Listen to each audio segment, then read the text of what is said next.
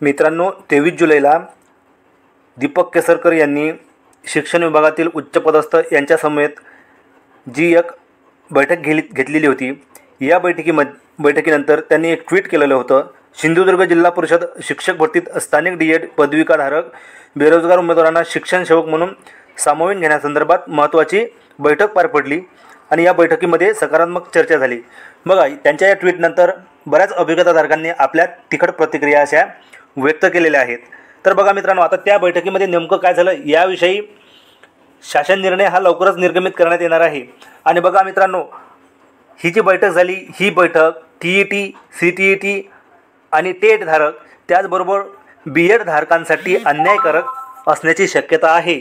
याचं कारण मित्रांनो, या बैठकीमध्ये असे निर्णय घेण्यात आलेले आहे ज्यामध्ये स्थानिक D.Ed उमेदवारांना त्यांच्या जिल्ह्यामध्ये स्थानिक लेवलला सामावून घेण्यात येणार आहे आणि त्यांची नियुक्ती ही केवळ फक्त D.Ed पदविकेच्या बेसवर त्या बेरोजगार उमेदवारांना शिक्षण सेवक म्हणून नियुक्ती देण्यात येणार आहे. आणि ही शिक्षण सेवक म्हणून देणारी नियुक्ती मित्रांनो कायमस्वरूपी असणार आहे. म्हणजे त्यांना कंत्राटी शिक्षक म्हणून घेतलं जाईल आणि कंत्राटी शिक्षक म्हणून जरी घेतलं गेलं तरी ते कायमस्वरूपी असतील. म्हणजे यावरून तुम्ही विचार करा की शिक्षक भरती ही भविष्यात होईल की नाही याची शाश्वती नाही. त्यामुळे मित्रांनो, हा जो निर्णय घेण्यात आलेला आहे हा निर्णय अत्यंत चुकीचा आहे. बघा, आता यामुळे काय होणार आहे, स्थानिक उमेदवारांना जर शिक्षण सेवक म्हणून सामावून घेतलं आणि कायमस्वरूपी जर सामावून घेतलं आणि बघा मित्रांनो, त्यांना दरमहा 15,000 रुपये हे मानधन देण्यात येणार आहे. मात्र मित्रांनो, यांनी जर 15,000वरती शिक्षण सेवक जर यांनी जॉईन करून घेतले तर शिक्षक भरती होईल का याचा विचार करा.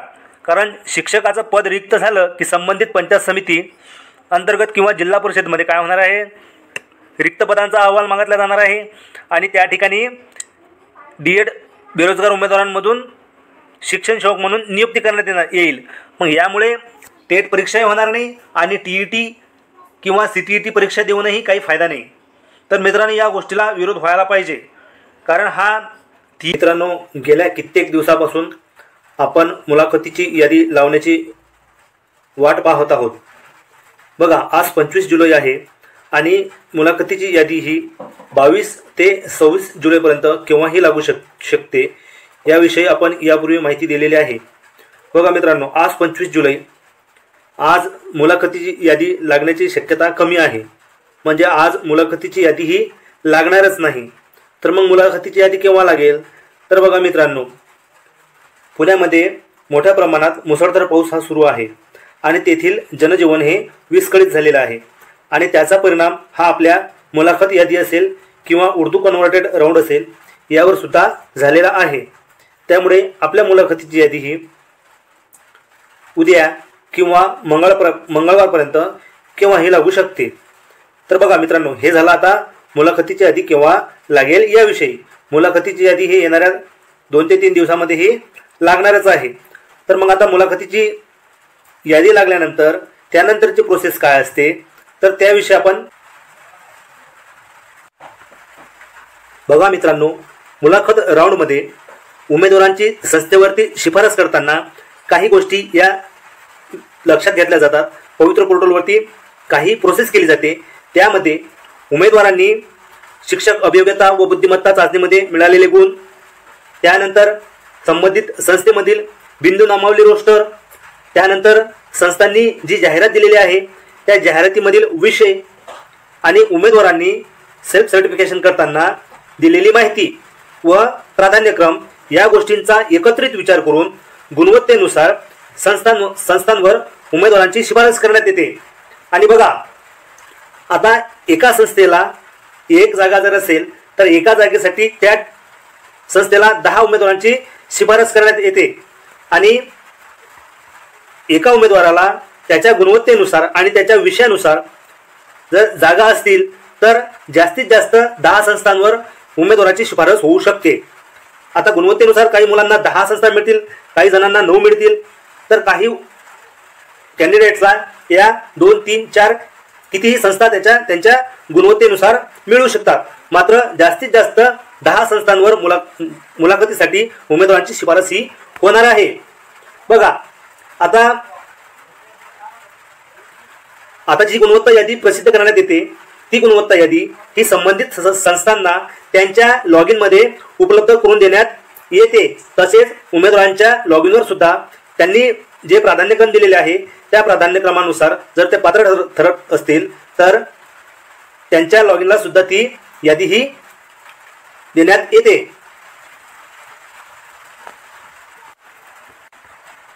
मित्रांनो, आता संस्थेवरती शिफारस झाली म्हणजे आपली निवड झाली असं नाही. बघा, आता संस्थेवरती शिफारस झाल्यानंतर संबंधित संस्थेकडून उमेदवारांना मुलाखतीसाठी त्याचबरोबर अध्यापन कौशल्यासाठी वेळ दिला जातो. आणि बघा, संपूर्ण महाराष्ट्रातील ज्या खाजगी शैक्षणिक संस्था आहेत त्यांना आयुक्त ऑफिसमार्फत कालावधी देण्यात येतो. हा कालावधी 1 महिन्यापर्यंत असू शकतो. त्यामध्ये मुलांना संबंधित संस्थेवरती मुलाखतीसाठी जावं लागते. बघा, संस्थांकडून उमेदवारांना मेल असेल किंवा SMS असेल यांच्या माध्यमातून माहिती ही कळवण्यात येते की तुमची मुलाखत कोणत्या दिवशी आहे. आणि बघा मित्रांनो, मुलाखतीमध्ये उमेदवारांना 30 गुण देण्यात आलेले आहेत, ज्यामध्ये मुलाखतीसाठी 15 गुण आणि अध्यापन कौशल्यासाठी 15 गुण अशा 30 गुणांसाठी उमेदवारांना संस्थेवरती मुलाखत द्यावी लागते.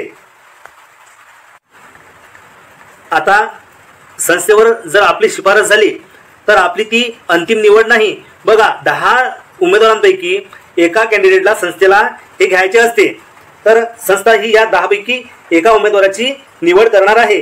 म्हणून असं समजू नका की शिफारस संस्थेवरती आपली मुलाखतीसाठी शिफारस झाली म्हणजे आपली निवड झाली, तसं नाही. बघा, मुलाखतीनंतर व्यवस्थापनाकडून अंतिम निवड यादी ही प्रसिद्ध करण्यात येत असते. आणि बघा, संस्थेवरती मुलाखतीसाठी गेल्यानंतर संबंधित उमेदवारांचे ज्यांची संस्थेवर मुलाखतीसाठी निवड झालेली आहे, शिफारस झालेली आहे, त्या उमेदवारांची कागदपत्र पडताळणी ही केल्या जाते. आणि कागदपत्र पडताळणी केल्यानंतर संबंधित व्यवस्थापनाकडून मुलाखत व अध्यापन कौशल्याबाबत कार्यवाही करण्यात येते.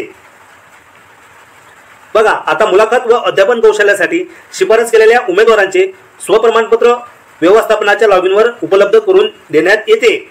सदर स्वप्रमाणपत्रामध्ये उमेदवारांचा संपर्क क्रमांक किंवा संपर्काचा तपशील, ईमेल असेल किंवा मोबाईल क्रमांक या गोष्टी संस्थांना दिलेल्या असतात.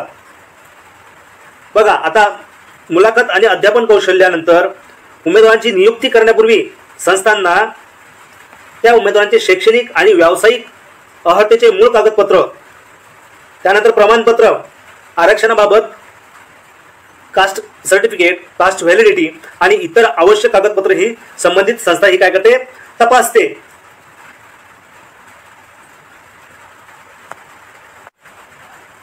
आता खाजगी संस्थांना जी उमेदवारांची यादी दिली जाते त्या उमेदवारांची मुलाखत व अध्यापन कौशल्य तपासण्याचे स्वातंत्र्य संबंधित संस्थांना असते.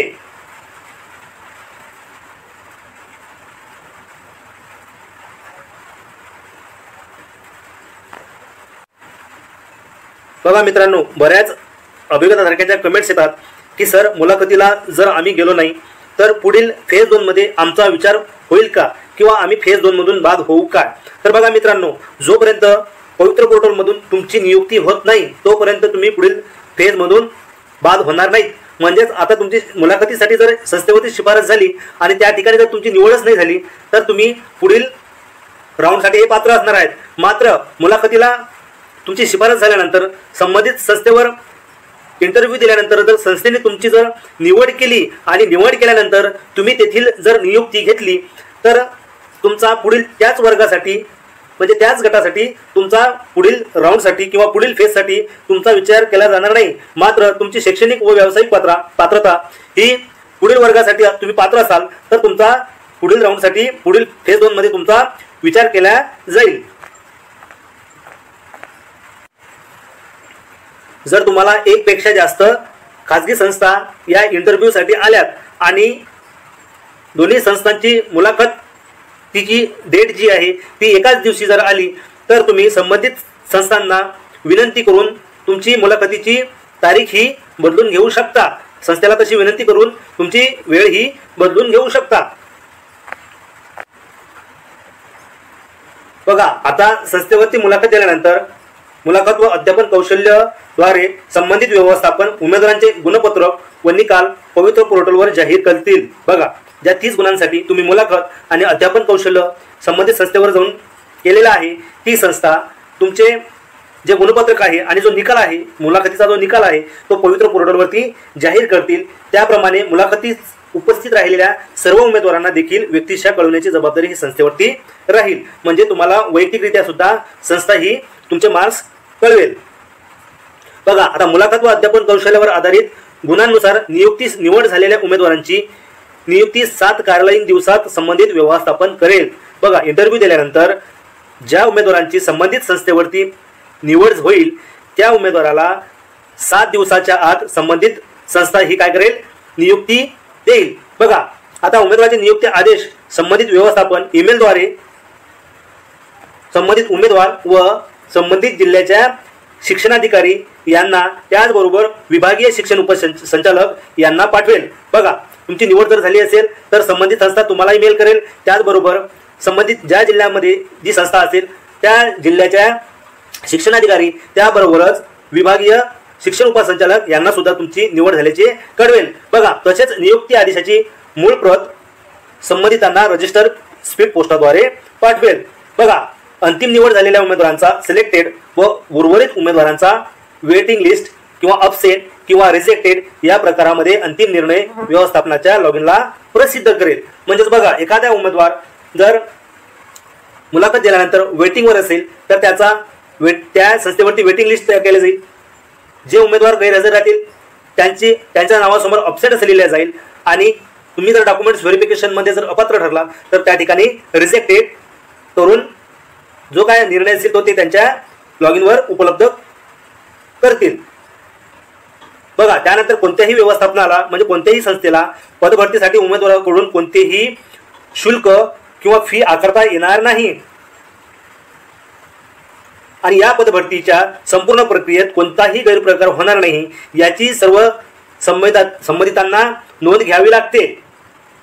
आता बघा, मुलाखतीस उपस्थित राहणाऱ्या उमेदवारांसाठी आवश्यक असलेली शैक्षणिक व व्यावसायिक अर्हता. बघा, आता 1 ते 5 साठी कोणती शैक्षणिक पात्रता आहे ते तुम्हाला माहित आहे. 7 ते 8 असेल. 9 ते 12 साठी कोणती शैक्षणिक व व्यावसायिक पात्रता आहे याविषयी तुम्हाला सविस्तर माहिती आहे. 1 ते 5 साठी डीएड आणि त्यानंतर टीईटी किंवा सीटीईटी पेपर 1 पास असणे आवश्यक आहे.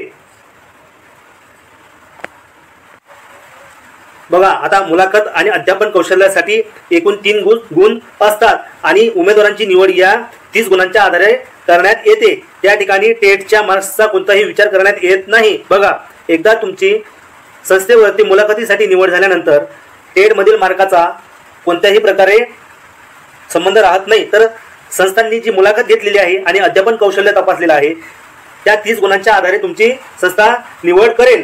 बघा, आता मुलाखत व अध्यापन कौशल्यामध्ये उमेदवारांना जर समान गुण असतील तर सामान्य प्रशासन विभागाच्या 2 डिसेंबर 2017च्या शासन निर्णयानुसार मुलाखत व अध्यापन कौशल्यामध्ये समान गुण असल्यास सुरुवातीला आत्महत्याग्रस्त शेतकऱ्याच्या पाल्यास प्रथम प्राधान्य देण्यात येईल. मुलाखतीमध्ये जर समान गुण असतील तर आत्महत्याग्रस्त शेतकऱ्याच्या पाल्याला सुरुवातीला प्राधान्य देण्यात येईल. समान गुण प्राप्त उमेदवारांमध्ये आत्महत्याग्रस्त शेतकऱ्याचा पाल्य नसेल किंवा दोन्ही उमेदवार जर आत्महत्याग्रस्त शेतकऱ्याचे पाल्य असतील तर त्यानंतर जो उमेदवार वयाने ज्येष्ठ असेल त्याचा विचार करण्यात येईल.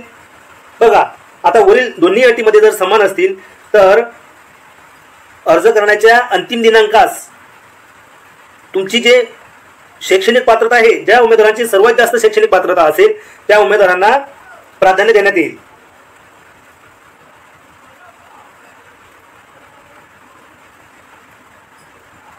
बघा, व्यवस्थापनाकडून संबंधित उमेदवाराची मुलाखत व अध्यापन कौशल्याद्वारे उच्चतम गुण प्राप्त झालेल्या उमेदवारांची रिक्त पदांवर नियुक्ती करण्यात येईल. मुलाखत व अध्यापन कौशल्यासाठी उपस्थित राहणाऱ्या सर्व उमेदवारांची व्यवस्थापन गुणानुक्रमे यादी तयार करून पवित्र पोर्टलवर व्यवस्थापनाच्या लॉगिनवर विहित मुदतीत गुणवत्ता यादी प्रसिद्ध करेल आणि याबाबतच्या सूचना या पोर्टलवरती देण्यात येतील. बघा, व्यवस्थापनाने म्हणजे संबंधित संस्थेने निवड केलेल्या उमेदवारास नियुक्ती आदेश प्राप्त झाल्यानंतर 7 कार्यालयीन दिवसामध्ये हजर व्हावं लागेल. बघा, मुलाखतीच्या राऊंडला जर संस्थेने तुमची निवड केली तर 7 दिवसाच्या आत तुम्हाला काय करावं लागेल, नियुक्ती आदेश प्राप्त करून 7 दिवसाच्या आतमध्ये हजर राहावं लागेल. जर 7 दिवसाच्या कालावधीमध्ये उमेदवार हजर न झाल्यास व्यवस्थापन गुणानुक्रमे पुढील उमेदवाराची निवड करेल. निवडलेल्या प्रत्येक उमेदवारास हजर राहण्यासाठी कमाल 7 कार्यालयीन दिवसाची मर्यादा असेल. म्हणजेच बघा, 1 पासून ते 10 पर्यंत उमेदवारांची मेरिटनुसार संस्था काय करेल, गुणवत्ता यादी ठरवेल. सुरुवातीला 1 नंबरच्या उमेदवाराची शिफारस नियुक्ती आदेश काढेल. त्या उमेदवाराने जर जॉईनिंग घेतली नाही तर त्यानंतर 2 नंबरच्या उमेदवाराला नियुक्तीसाठी ऑर्डर देईल. त्या उमेदवाराने जर समजा जॉईनिंग करून घेतलं नाही तर 3 नंबरच्या उमेदवाराला संस्था ही नियुक्ती आदेश देईल. तर अशा प्रकारे